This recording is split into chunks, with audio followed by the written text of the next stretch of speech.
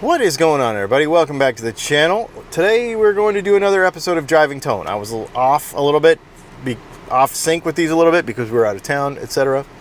But I think we're back. So let's go ahead and get going. So the way this works is if you have a question about guitar stuff that you really want to dive into and kind of get nerdy with, get in the comments of this video and ask it, and we will go through there and pick one out for next week. So if you have a nerdy question about guitar stuff, that's the best way to get it answered. But first, what's going on? I just want to bust in here real quick. This video today is brought to you by DylanTalksTone. We don't have any other sponsors, so DylanTalksTone is it.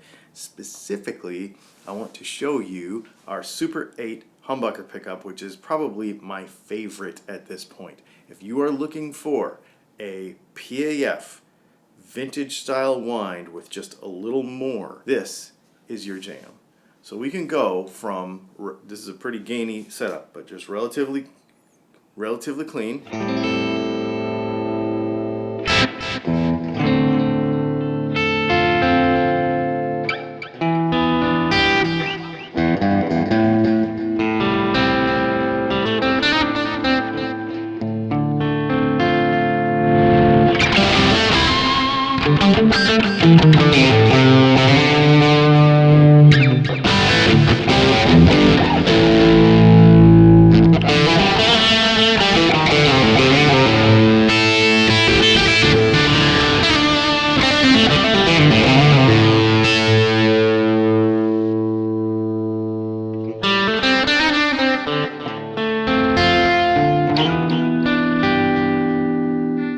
Without losing any clarity, full dynamic range of what you're looking for with a humbucker like this, playing super gainy stuff or super clean stuff. You're gonna get all of it out of one pickup, and I really, really like that. So if you like that vintage style vibe with just a little more, this is it.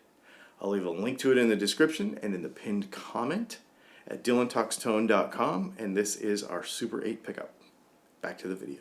Alright, so today's question is an interesting one from My Eyes Are Waiting. He says, okay, I got a question for the next time you're driving. Inductance is a measurement of the amount of energy that can be stored in a magnetic field. Why does wiring a pickup in series or parallel affect this when the amount of metal and magnet doesn't vary? Wow, you want to get nerdy? That's nerdy. Okay.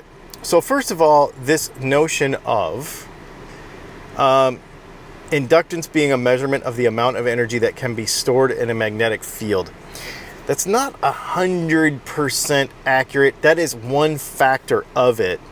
The other factor would be that every conductor opposes a change in current. Okay, so there's storage and opposition to change, which obviously would be resistance. The interaction between those two is basically inductance. And basically what that means is when a magnetic field, so we need to really understand how pickups work first, okay? We need to drive, otherwise this is not called driving tone. So I'm gonna go run an errand. So in order to get to the bottom of this, we really need to understand how a pickup works.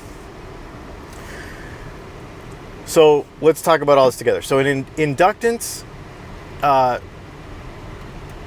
is basically a combination of the storage of current /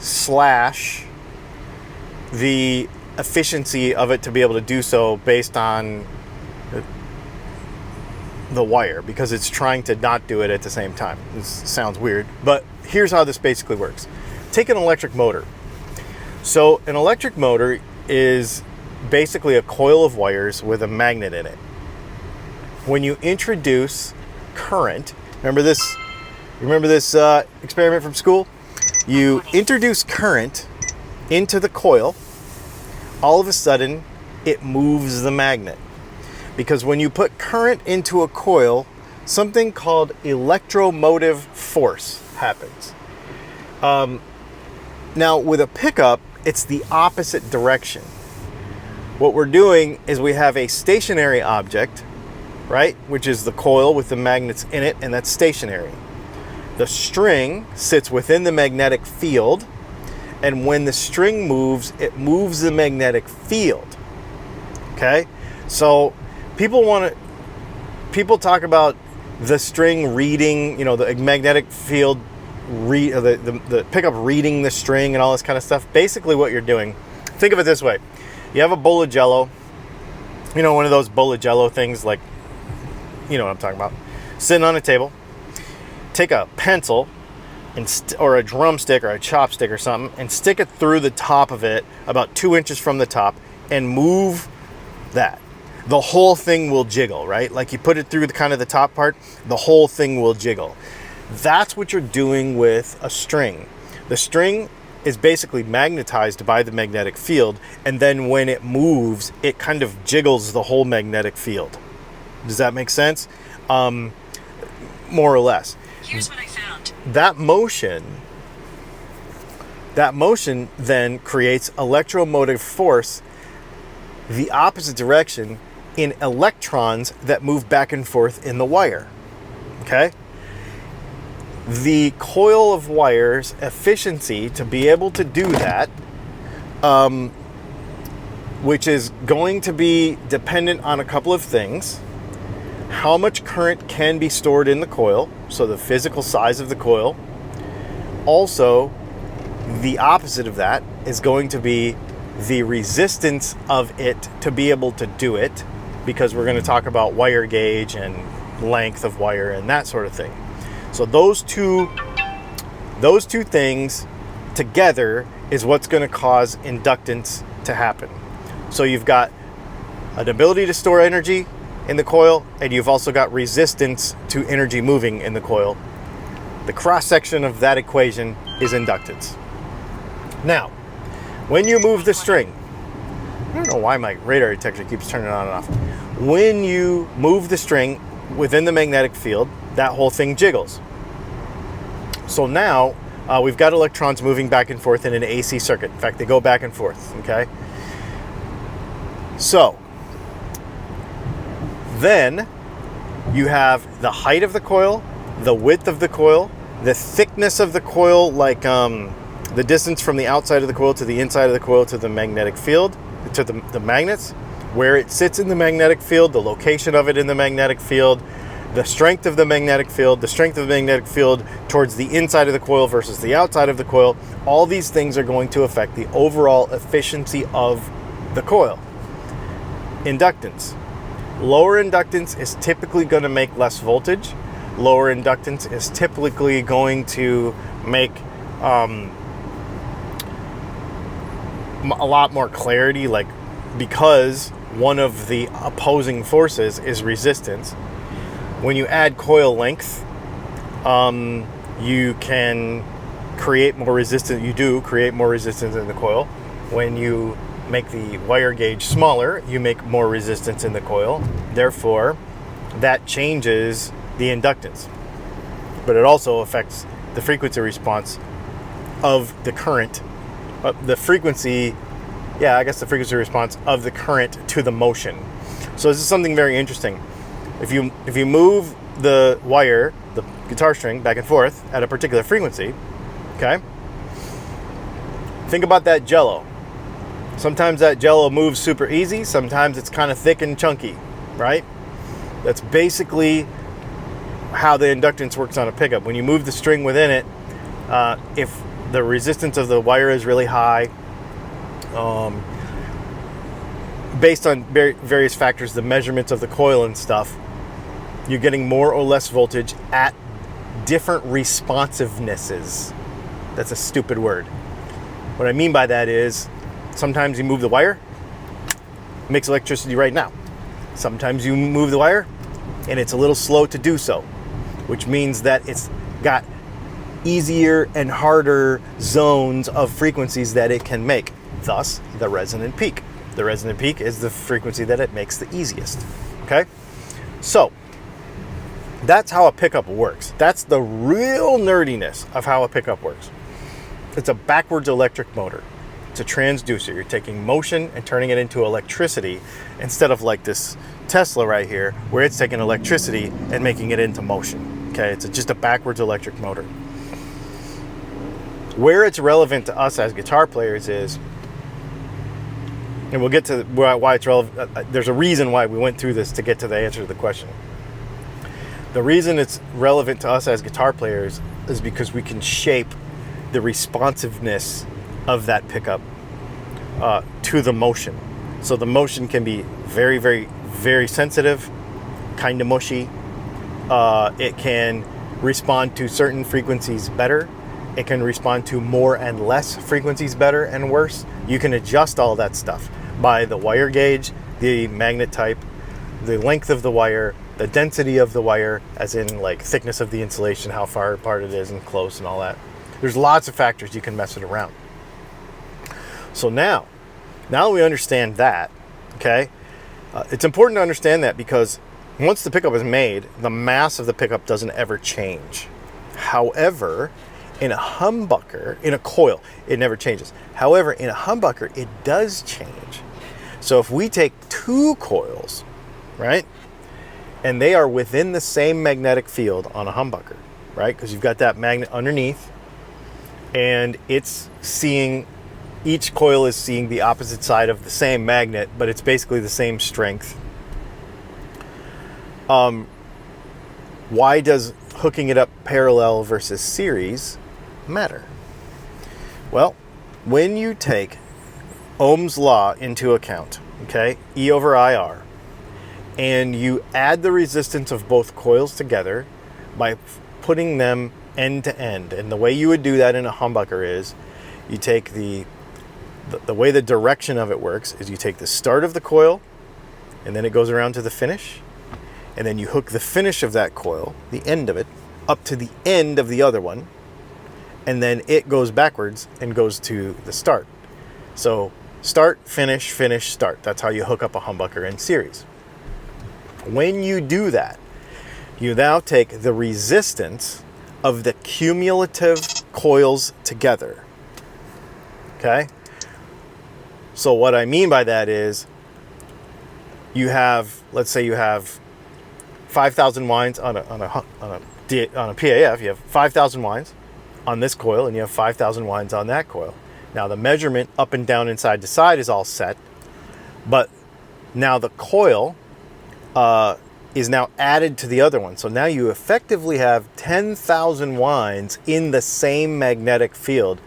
And what you're doing, because of Ohm's law, is you are doubling the resistance of those two coils. When you set it up in parallel, you are basically running two separate coils side by side. And because of Ohm's law, this is just magic that I can't really explain or don't, need to get into right now. When you put two things in parallel, what you're doing is, because of the way the physics works, you're taking the resistance of, you're halving the resistance of the lowest resistance in the circuit. So what I mean by that is, if you have two 5,000 wind coils, you put them in parallel, the resistance that the circuit sees, because of science, no matter whether you can explain it or not, sometimes it's just voodoo, is half of one of those coils. So you take a 7.8K resistance pickup when it's in series, and then it becomes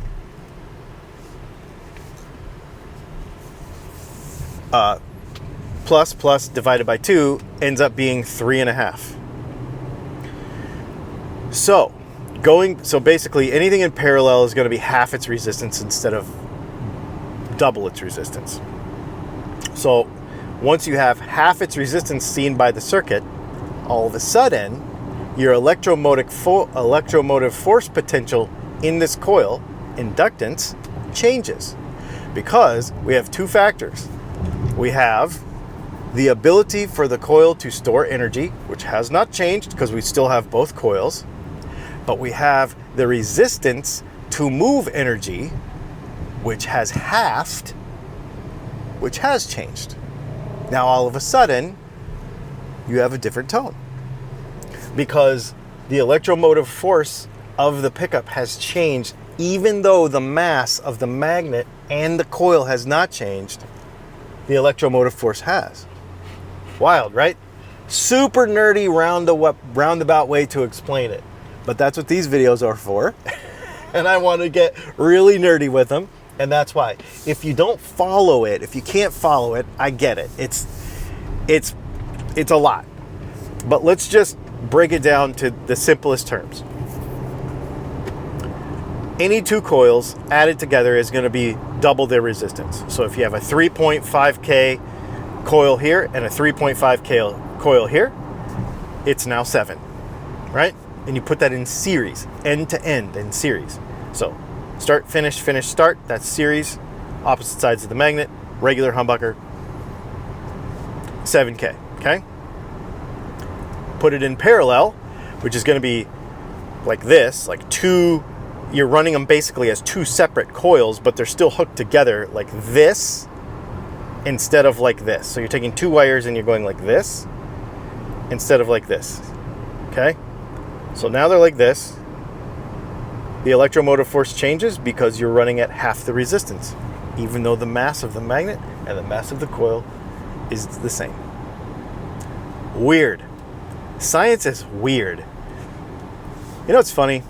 I think about this all the time, and this is a little tangent here, but I think about this all the time, that all of this stuff, you know, I laugh about it. It's not voodoo, it's science. But you know what? Or magic, you know what I mean? But everything is magic until it's science. Like, that's the way it's been all through history. People who people thought were witches were just people trying to figure out science. So if you want to put some mythology to it, I get it. There you go. So kind of fun stuff. The other thing I want to mention before we go is it's Labor Day weekend.